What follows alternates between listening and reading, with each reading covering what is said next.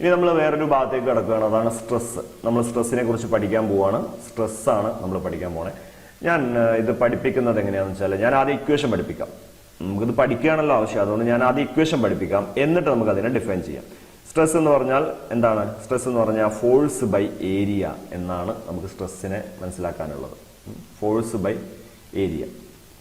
അപ്പോൾ ഇവിടെ നമ്മൾ മനസ്സിലാക്കേണ്ട ഒരു കാര്യം എന്താ വെച്ചാൽ, സ്ട്രെസ് എന്ന് പറയുന്നത് restoring force developed per unit area inside the body എന്നാണ്. ഒരു ബോഡിയുടെ ഉള്ളിൽ നമ്മൾ നേരത്തെ ചെയ്ത അതേ എക്സ്പെരിമെന്റ്, അതേ ഒരു എക്സാമ്പിൾ നമുക്ക് ഇവിടെ വീണ്ടും എടുക്കാം. ഇവിടെ ഒരു സ്പ്രിംഗ് ആണ്. ആ സ്പ്രിങ്ങിന്റെ ഉള്ളിൽ നമുക്കൊരു ഏരിയ കൺസിഡർ ചെയ്യുകയാണെങ്കിൽ ആ ഏരിയയുടെ മേലെ ഒരു ഫോഴ്സ് എക്സ്പീരിയൻസ് ചെയ്തിട്ടുണ്ടാവില്ലേ? റീസ്റ്റോറിംഗ് ഫോഴ്സ് അല്ലെ? റീസ്റ്റോറിംഗ് ഫോഴ്സ് ഇവിടെ ആക്ട് ചെയ്തിട്ടുണ്ടാവും. റീസ്റ്റോറിംഗ് ഫോഴ്സ് എന്ന് പറയുന്നത് ആ ബോഡിയുടെ ഉള്ളിൽ ഉണ്ടാവുന്ന ഫോഴ്സ് ആണ് എന്ന് നമ്മൾ പറഞ്ഞതല്ലേ. അപ്പൊ ആ റീസ്റ്റോറിംഗ് ഫോഴ്സ് ബോഡിയുടെ ഉള്ളിൽ ഉണ്ടായിട്ടുണ്ടാവും. അങ്ങനെയാണെങ്കിൽ ആ ബോഡിയുടെ ഉള്ളിൽ ഒരു യൂണിറ്റ് ഏരിയയിൽ എക്സ്പീരിയൻസ് ചെയ്യുന്ന റീസ്റ്റോറിംഗ് ഫോഴ്സിനെ നമ്മൾ വിളിക്കുന്ന പേരാണ് സ്ട്രെസ്. അത് ഡെഫിനിഷൻ പഠിക്കുമ്പോൾ ഇങ്ങനെയാണ് പഠിച്ചു വെക്കേണ്ടത്. The restoring force developed per unit area inside the body. Restoring force developed per unit area inside the body. ബോഡിയുടെ ഉള്ളില് ഒരു യൂണിറ്റ് ഏരിയയിൽ എക്സ്പീരിയൻസ് ചെയ്യുന്ന റീസ്റ്റോറിംഗ് ഫോഴ്സ് ആണ് സ്ട്രെസ്. ഓക്കെ, അപ്പോ ഇനി നമ്മൾ മനസ്സിലാക്കേണ്ട ഒരു കാര്യം, നമുക്ക് റീസ്റ്റോറിംഗ് ഫോഴ്സ് എന്ന് പറയുന്നത് ഒരു ബോഡിയുടെ ഉള്ളിൽ പോയിട്ട് നമുക്ക് ഫോഴ്സ് അളന്നെടുക്കാനൊന്നും പറ്റില്ല. അപ്പൊ നമുക്ക് ചെയ്യാൻ പറ്റുന്ന ഒരു കാര്യം എന്താണ്? നമ്മൾ നേരത്തെ പഠിച്ച ഒരു കാര്യമാണ്, റീസ്റ്റോറിംഗ് ഫോഴ്സ് എന്തിന് ഈക്വൽ ആണ്? നമ്മൾ കൊടുക്കുന്ന അപ്ലൈഡ് ഫോഴ്സിന് ഈക്വൽ ആണെന്ന് നമ്മൾ നേരത്തെ പഠിച്ചല്ലേ അല്ലെ? The restoring force is equal to the applied force. അതുകൊണ്ട് ഇക്വേഷനിൽ നമുക്ക് അപ്ലൈഡ് ഫോഴ്സ് കൊടുത്താൽ മതി. റീസ്റ്റോറിംഗ് ഫോഴ്സ് നമ്മൾ ഇക്വേഷനിൽ കൊടുക്കണമെന്നില്ല. അതുകൊണ്ടാണ് നമ്മൾ ഇങ്ങനെ ഒരു ഇക്വേഷൻ എഴുതിയിട്ടുള്ളത്. Stress is equal to force by area. സ്ട്രെസ്സിന്റെ ഇക്വേഷൻ ആണ് ഫോഴ്സ് ബൈ ഏരിയ. ഫോഴ്സ് എന്ന് പറയുന്നത് നമ്മുടെ അപ്ലൈഡ് ഫോഴ്സ് ആണ്, ബൈ ഏരിയ. എത്രത്തോളം ഏരിയയിലാണ് നമ്മൾ അത് അപ്ലൈ ചെയ്യുന്നത് എന്നുള്ളതാണ് ഏരിയ. Force by area. അപ്പോഴാണ് നമുക്ക് സ്ട്രെസ് കിട്ടുക. എഫ് എന്ന് പറഞ്ഞാൽ ഡിഫോമിംഗ് ഫോഴ്സ് ആണ്, അല്ലെങ്കിൽ അപ്ലൈഡ് ഫോഴ്സ് ആണ്. എ എന്ന് പറയുന്നത് ഏരിയ ആണ്.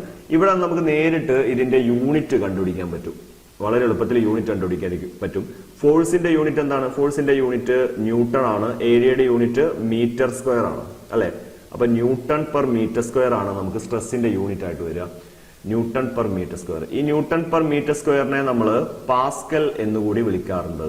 പാസ്കൽ. അത് സിമ്പിൾ ഇടുമ്പോൾ ക്യാപിറ്റൽ പി സ്മോൾ എ എന്ന് കൊടുക്കണം. ഇനി നമ്മൾ പഠിക്കാൻ പോകുന്നത് സ്ട്രെയിൻ ആണ്. സ്ട്രെസ് പഠിച്ചു കഴിഞ്ഞു. സ്ട്രെസ് കഴിഞ്ഞാൽ ഇനി നമുക്ക് പഠിക്കാനുള്ളത് സ്ട്രെയിൻ ആണ്. നോക്കാം നമുക്ക് എന്താണ് സ്ട്രെയിൻ എന്ന്. സ്ട്രെയിൻ എന്ന് വെച്ചാൽ നമ്മൾ ഉപയോഗിക്കുക, ആ ബോഡി ഡിഫോം ചെയ്യും എന്ന് പറഞ്ഞു, അല്ലെങ്കിൽ ആ ബോഡിന്റെ ഡയമെൻഷൻസ് ചേഞ്ച് ചെയ്യും, ആ ബോഡിയുടെ അളവുകൾ മാറും അല്ലെ? ഈ അളവുകൾ മാറുന്നതിന്റെ ഒരു മെഷർമെന്റ് ആണ് സ്ട്രെയിൻ എന്ന് പറയുന്നത്. അതായത് ഞാൻ ആദ്യം അതിന്റെ ഇക്വേഷൻ ആണ് പഠിപ്പിക്കാൻ പോണേ. സ്ട്രെയിനിന്റെ ഇക്വേഷൻ എന്താന്ന് നോക്കാം നമുക്ക്. സ്ട്രെയിനിന്റെ ഇക്വേഷൻ ആദ്യം നോക്കാം. അതവിടെ നിൽക്കട്ടെ, ഞാൻ ഒരു എക്സാമ്പിൾ വെച്ചിട്ട് ആ ഇക്വേഷനിലേക്ക് പോവാം. ഇവിടെ ഒരു കേബിൾ ഉണ്ട്. ആ കേബിളിൽ ഞാനൊരു ഫോഴ്സ് അപ്ലൈ ചെയ്തു. അതായത് ഒരു വെയിറ്റ് അതിൽ ഹാങ് ചെയ്ത് വെച്ചു, ഒരു ഫോഴ്സ് അപ്ലൈ ചെയ്തു. ആ ഫോഴ്സ് അപ്ലൈ ചെയ്ത് കഴിഞ്ഞാൽ ആ കേബിളിന്റെ, അത് സ്റ്റീലിന്റെ കേബിൾ ആണെന്ന് കരുതിക്കോ, ആ സ്റ്റീലിന്റെ കേബിളിന്റെ ലെങ്ത് ചെറുതായിട്ട് ഒന്ന് മാറും അല്ലെ? അതിന്റെ ലെങ്ത് ചെറുതായിട്ടൊന്ന് എലോങ്ങേറ്റ് ചെയ്യും. അവിടെ ചെറുതായിട്ടൊരു ലെങ്ത് എലോങ്ങേറ്റ് ചെയ്യും. ഇവിടെ സ്റ്റീൽ കേബിളിന്റെ ലെങ്ത്, പഴയ ലെങ്ത് ക്യാപിറ്റൽ എൽ ആണെന്ന് കരുതുക. ചെറുതായിട്ട് അതിന്റെ ലെങ്ത് ഒന്ന് മാറിയിട്ടുണ്ട്, അത് ഡെൽറ്റ എൽ ആണെന്ന് കരുതുക.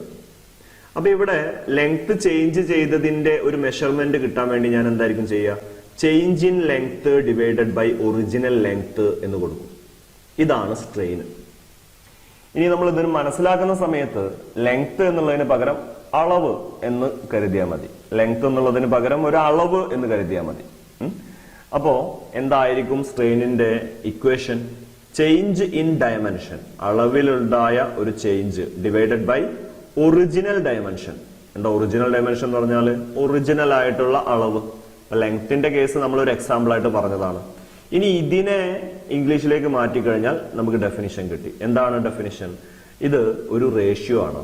Ratio of change in dimension to the original dimension of a body. ഒരു ബോഡിയുടെ change in dimension to the original ഡയമെൻഷന്റെ റേഷ്യോ എടുത്തു കഴിഞ്ഞാൽ നമുക്ക് കിട്ടുന്നത് സ്ട്രെയിൻ ആണ്. ഇനി സ്ട്രെയിനിന്റെ യൂണിറ്റ് എന്തായിരിക്കും?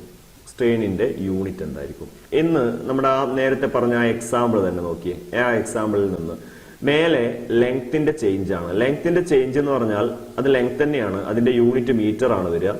താഴെ ലെങ്ത്തിന്റെ യൂണിറ്റ് ആണ് വരിക, ലെങ്ത്തിന്റെ യൂണിറ്റും മീറ്റർ ആണ്. അപ്പൊ മേലെയും മീറ്റർ താഴെയും മീറ്റർ. എന്താ സംഭവിക്കുക? മീറ്ററും മീറ്ററും തമ്മിൽ വെട്ടിപ്പോകും. അതായത് സ്ട്രെയിൻ എന്ന് പറയുന്ന ക്വാണ്ടിറ്റിക്ക് യൂണിറ്റ് ഇല്ല. ഇതൊരു യൂണിറ്റ് ഇല്ലാത്ത ക്വാണ്ടിറ്റിയാണ്. Since it is a ratio of similar quantities, strain has no unit. സ്ട്രെയിനിന് യൂണിറ്റ് ഇല്ല.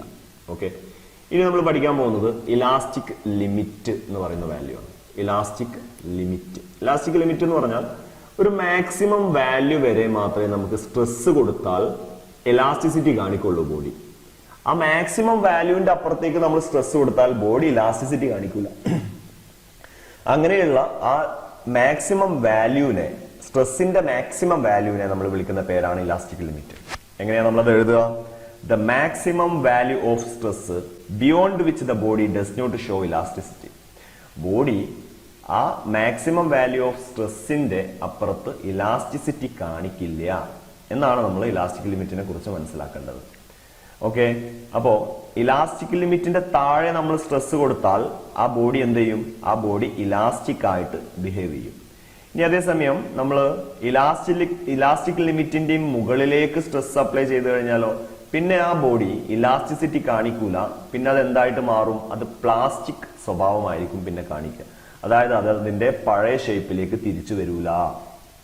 അതാണ് ഇലാസ്റ്റിക് ലിമിറ്റ്. അപ്പോൾ ഇവിടെ നിന്നൊരു ക്വസ്റ്റ്യൻ പ്രതീക്ഷിക്കാം. എന്താണ് ഇലാസ്റ്റിക് ലിമിറ്റ് എന്ന ഒരു ക്വസ്റ്റ്യൻ നമുക്ക് വേണമെച്ചാൽ ഇവിടെ നിന്ന് പ്രതീക്ഷിക്കാം. ഓക്കെ, ഈ വളരെ ഇമ്പോർട്ടൻ്റ് ആയിട്ടുള്ള എക്സാമിന് സ്ഥിരമായിട്ട് ചോദിക്കാറുള്ള ഒരു ടോപ്പിക് നമ്മൾ പഠിക്കാൻ പോവാണ്. അതാണ് ഹുക്സ് ലോ. ഹുക്സ് ലോ എന്താണ്? ഹുക്സ് ലോ എന്ന് നമ്മൾ വ്യക്തമായിട്ട് പഠിച്ചു വെക്കേണ്ടതുണ്ട്. ഹുക്സ് ലോ എന്ന് പറയുന്നത് നമ്മൾ ഈ പഠിച്ച ഇലാസ്റ്റിക് ലിമിറ്റിന്റെ ഉള്ളിലാണെങ്കിൽ സ്ട്രെസ്സും സ്ട്രെയിനും ഡയറക്ട്ലി പ്രൊപ്പോർഷണൽ ആയിരിക്കും എന്നുള്ളതാണ്. അതാണ് ഹുക്സ് ലോ. അതായത് ഹുക്സ് ലോ എന്ന് പറയുന്നതിനെ നമുക്ക് എങ്ങനെയാണ് ഡിഫൈൻ ചെയ്യാൻ പറ്റുക? ഹുക്സ് ലോ എന്ന് പറയുന്നത് within elastic limit stress is directly proportional to strain.